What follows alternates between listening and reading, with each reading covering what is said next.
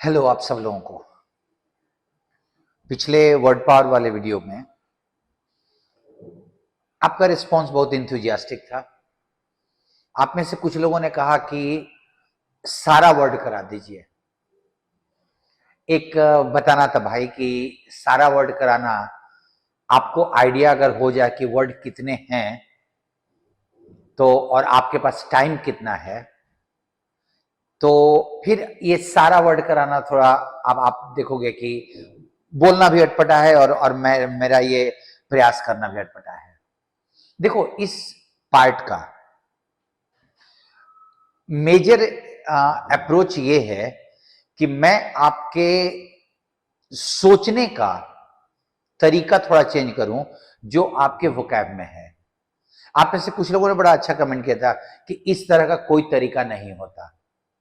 अगर आपने इस बार के सीपीओ का अभी जो एग्जामिनेशन हुआ है, जो एसएससी के एस्पिरेंट हैं वो देखते रहते हैं और पेपर आया है, उसमें सेट 1 या सेट 2 जो क्वेश्चन था, एक वर्ड दिया हुआ था, एक इंप्रूवमेंट का क्वेश्चन था। मुझे मन था कि मैं उस पूरे इंप्रूवमेंट को ले आऊं, बट उसमें से मैं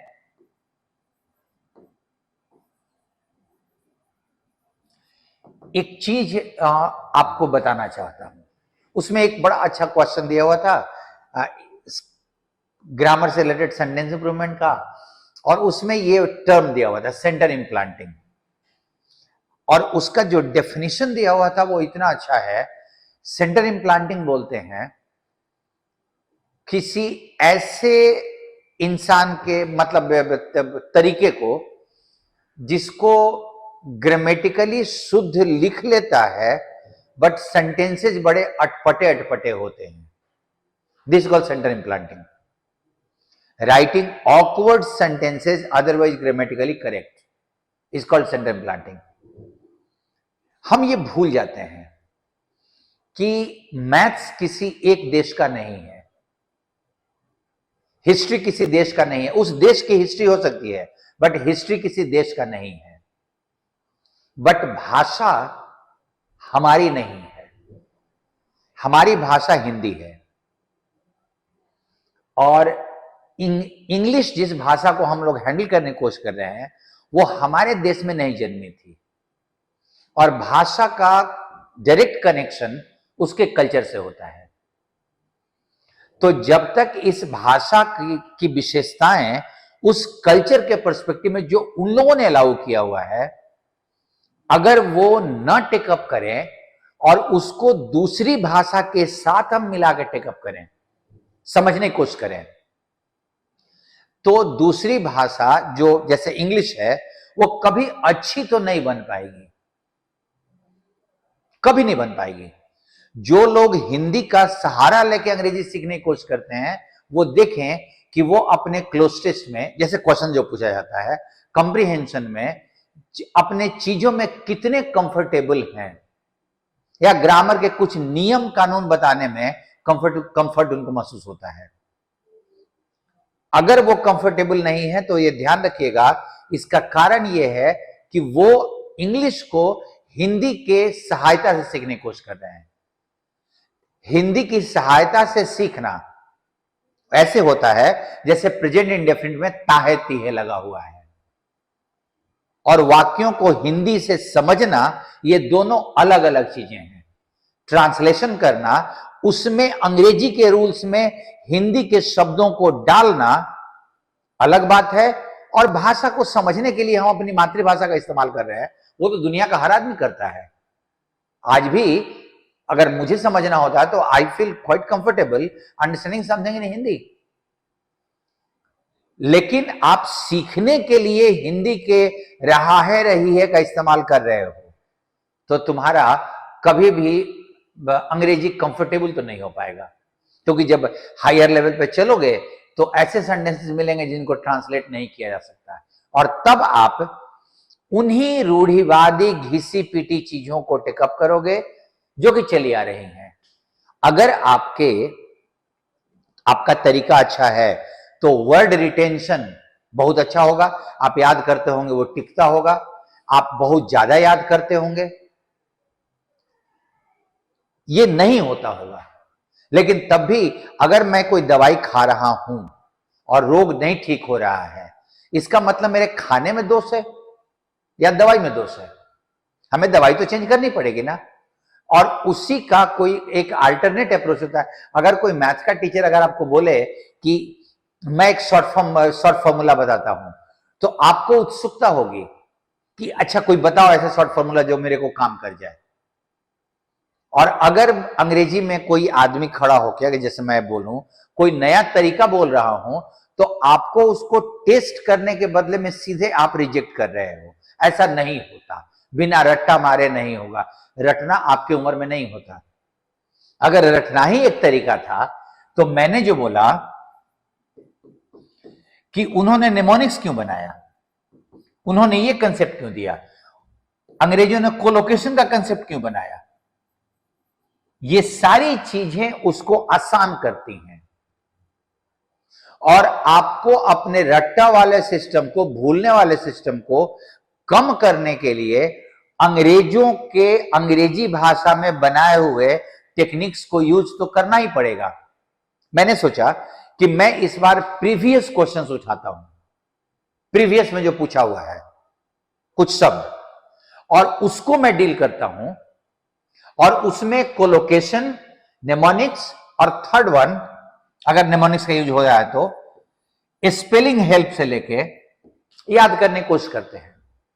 देखते हैं कि आपके तरीके से ज्यादा आसान तरीके में यहां पे यूज होता है कि नहीं। देखो, सेंटर इम्प्लांटिंग मत करो।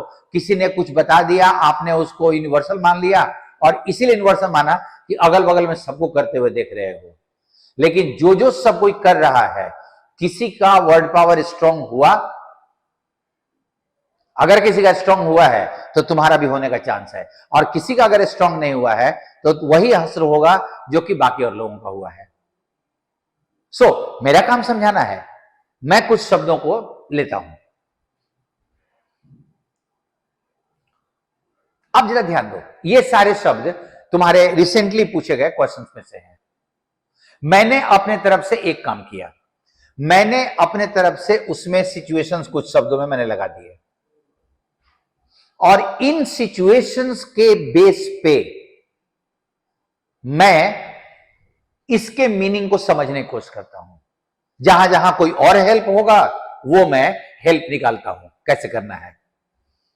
जरा आप देखें, अभी भी 50 वर्ड है, 50 वर्ड है अभी भी। अगर मैं देखूं कि इस सेशन के खत्म होने तक वो 50 वर्ड तुम्हारा आया या नहीं आया, ये तुम जरा चेक करना, दिमाग में बैठा या नहीं बैठा।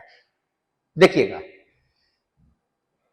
किसी भी चीज को चित्रित करना, आपने पूरा पढ़ा है ना, चरित्र चित्रण करना, एक्सप्लेन करना किसी चीज को, उसका मतलब होता है डेलिनेट।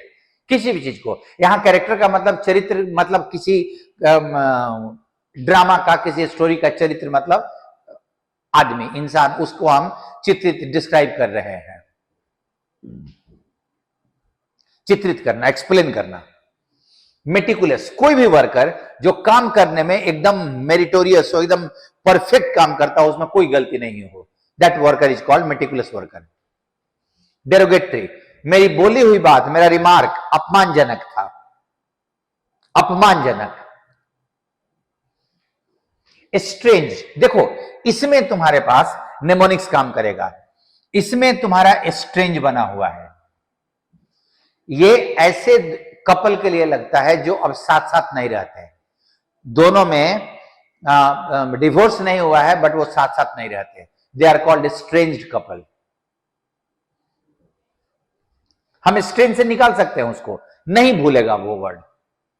कैपिचुलेट टू एनिमी, शत्रु के सामने में बिना लड़े समर्पण कर देना, हार मान लेना।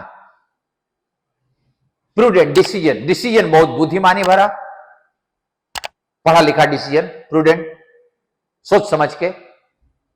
इन लिवन, अब इसमें भी तुम्हारे पास स्पेलिंग काम कर जाएगा। लाइव, नॉट लिव, लाइव, ऊर्जावान। इन लिवन, किसी सिचुएशन को, ईएन लगा हुआ है, वर्ब है, किसी सिचुएशन को एकदम हर्षोल्लास से भर देना। His appearance in livens the entire situation, हर्षोल्लास से, ऊर्जा से, एनर्जी से भर देना। सरमाउंट, यहां माउंट है ना, किसी कठिनाई पर विजय पाना। ऑस्टेंटेशियस, बिहेवियर कैसा, दिखावटी, आडंबर करने वाला, जो है नहीं वो दिखा रहा है, तो उसका बिहेवियर ऑस्टेंटेशियस है। सुपर एन्युएटेड, ऐसा इंप्लॉय जो पेंशन के हकदार है, जिसे पेंशन मिलता है, दैट इज कॉल्ड सुपर एन्युएटेड। इतने साल उसने काम किया है, कंपनी उसको पेंशन देती है। ये सारा पूछा हुआ क्वेश्चन है। सो अलग अलग रहने वाले कपल्स, कठिनाई पर विजय प्राप्त करना, पेंशन मतलब पुराना एम्प्लॉय जो पेंशन जिसको मिलता है, प्रूडेंट, समझदारी भरा डिसीजन, परफेक्ट काम करने वाला वर्कर, चित्रित करना, एक्सप्लेन करना, अपमानजनक, आर्मी के सामने में, दुश्मन के सामने में आत्मसमर्पण कर देना, ऊर्जा से भर देना, एंड ऑस्टेंटेशियस बिहेवियर, दिखावटी, आडंबर करने वाला व्यवहार। नेक्स्ट मूव करो। Beckon, friend. बेकन का मतलब होता है किसी को बुलाना, हाथ का इशारा करके। हम अपने दोस्त को बुला रहे हैं, आना आना, ऐसा बना। डिमेंटेड, मेंटली एकदम विक्षिप्त, विक्षिप्त आदमी। प्रोफाइलेटिक, ये मेजर का मतलब मापना नहीं, उपाय, रोग दुख को कम करने वाले उपाय, जिससे रोग में कमी आए, उसको प्रोफाइलेटिक बोलते हैं। पेस्टर, किसी को तंग करना किसी चीज के लिए, डिमांड कर करके, मेरे को अच्छा लगा, बगल में मैंने फॉर मनी रख दिया, पैसे के लिए बार बार तंग करना। Atrocity of the British, Britishers का अत्याचार। तुम ये रखोगे, तुमको बोझ नहीं पड़ेगा, लेकिन वर्ड को याद रखने में बोझ पड़ता है। मैं समझाता हूं उसको। टीडीएस, कोई भी काम बड़ा वर्क है, वो वर्क टीडीएस है, बोरिंग, डल। परस्पिकेशियस एक्सप्लेनेशन, एकदम स्पष्ट, सॉरी, परस्पिक्यूअस एक्सप्लेनेशन, स्पष्ट, क्लियर। स्पिरिटेड डिस्कशन, देखो इसमें दिया हुआ है स्पिरिट, उत्साह से भरा हुआ डिस्कशन, मतलब फुल ऑफ एनर्जी। डेल्यूज, इसका मतलब होता है बहुत बड़ा बाढ़, विनाश, प्रलय जिसको हिंदी में बोलते हैं, लेकिन वो खाली प्रलय के लिए नहीं, बहुत बड़े बाढ़ को, विभीषिका, बहुत ज्यादा उथल पुथल हो गया, जान माल की हानि हुई, डेल्यूज बोला जा सकता है। Loquacious, one who loves talking, जिसको खूब बात करना पसंद हो, टॉकेटिव, सॉरी मैंने रख दिया है क्वेरुलस। जरा देखो तो इसके स्पेलिंग में इसका मीनिंग है, जो झगड़ा करने के लिए उतारू हो, चिड़चिड़ा हो, हमेशा झगड़ा करने का रास्ता खोजते रहे। सबजुगेट, किसी को गुलाम बना लेना, अधीन कर लेना। प्रोग्नोसिस, देखो अगर ये पढ़ोगे तो तुमको डायग्नोसिस भी दिखाई पड़ेगा, और प्रोग्नोसिस और डायग्नोसिस में अंतर ये होता है कि जब रोग हो जाए तो हम डायग्नोसिस करते हैं कि कौन सा रोग हुआ है। प्रोग्नोसिस होता है उसके पहले का स्टेज, जब हम एनालिसिस करते हैं, जब कोई डिजीज नहीं है, कि किस डिजीज के होने की संभावना है, उसको प्रोग्नोसिस कहा जाता है। इम्पेकेबल, परफॉर्मेंस शानदार, एकदम फॉल्टलेस, कोई कमी नहीं है। सोल, अकेला, सिंगल। एल्योर, आकर्षित करना अपनी तरफ, लुभाना। रिलिश, योर कंपनी, तुम्हारा साथ हमको बहुत अच्छा लगता है, आनंद उठाना किसी चीज का। स्ट्रिंजेंट, लॉ, कानून, कठोर कानून, कानून बहुत कड़ा है।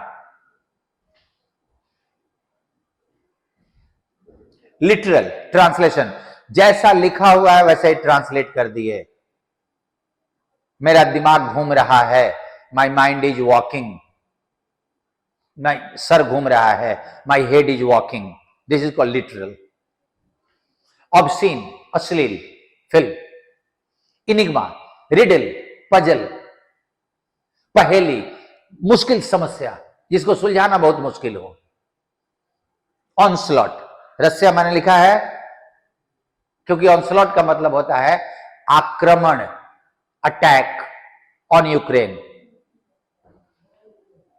सिस्टा, दिन को खाने के बाद थोड़ी देर के लिए जो रेस्ट होता है ना, झपकी ले लेते हैं, that is called siesta. Vivacious personality, कैसी पर्सनालिटी? एकदम ऊर्जा से भरा हुआ, ऊर्जावान, that is called vivacious personality. Qualm, morality की कोई चिंता नहीं करने वाला, he has no qualms about his job, मतलब उसको अपने काम को लेके गलत काम करता है, कोई नैतिक चिंता नहीं है, कुछ अफसोस नहीं है। गॉल, ये जेल का ब्रिटिश वाला पार्ट है। Gaol is equal to jail. Concurrence, दो मीनिंग होता है। कंकर का एक मतलब होता है सहमत होना, और कंकरेंट का एक मतलब होता है एक ही समय में दो चीजों का होना। तो कंकरेंस का मतलब एक साथ दो चीजों का समागम, साथ में चल रहा है दोनों, और कंकरेंस का एक मतलब सहमति किसी के साथ। मैंने लिखा है Congress with somebody, with someone, किसी के साथ सहमति। अगर ये देखो तो इसमें तुमको स्पाई नजर आ सकता है, क्योंकि इसका मतलब होता है जासूसी। जासूसी,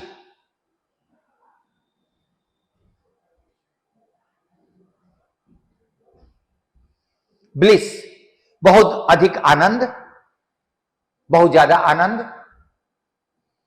पार्सिमोनी, अब अगर इसके स्पेलिंग में देखो तो पारसी लोग भी हैं और मनी भी है, मतलब होता है कंजूस पैसे को लेके।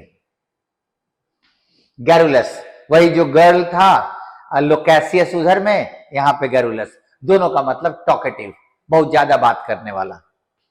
लाउड, ये LOUD नहीं है, LAUD है, और लाउड का मतलब किसी की प्रशंसा करना।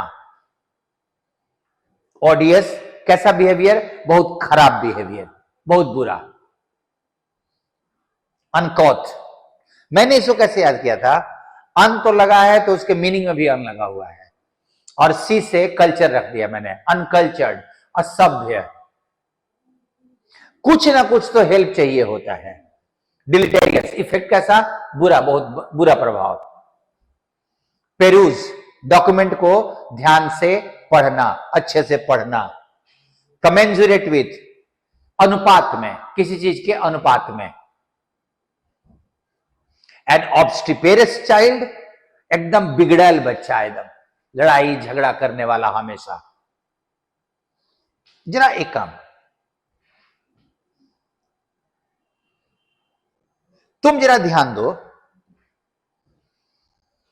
कि डेलिनेट किसी चरित्र का चित्रण करना, काम करने में एकदम परफेक्ट वर्कर, अलग अलग रहने वाले लोग, कपल।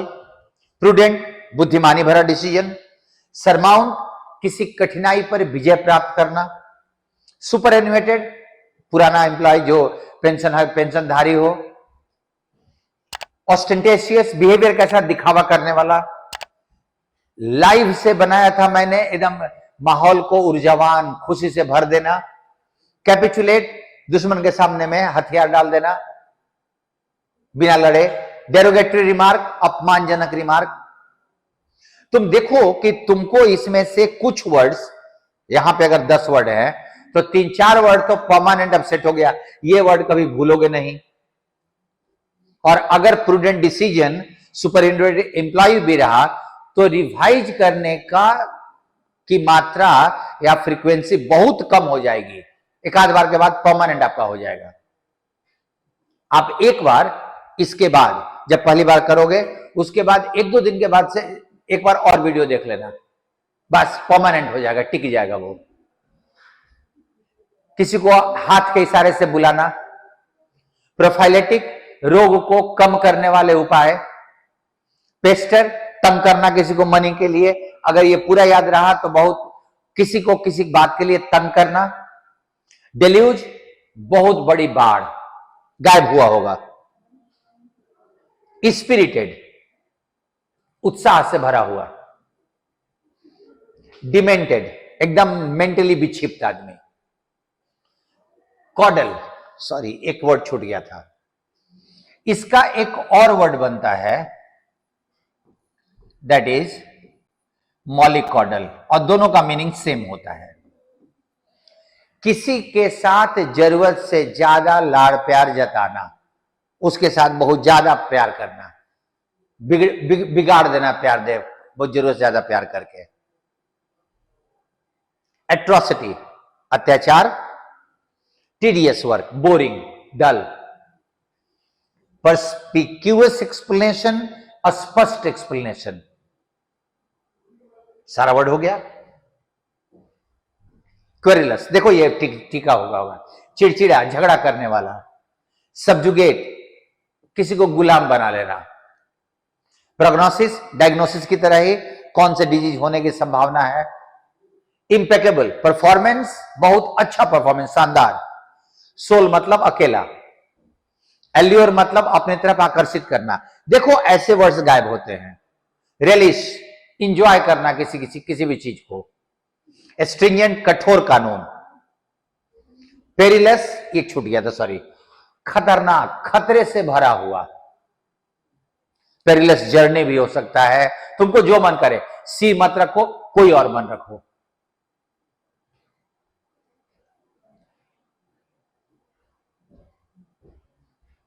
लिटरल ट्रांसलेशन, हम शब्द सा जैसा है वैसे ही हमने ट्रांसलेट कर लिया।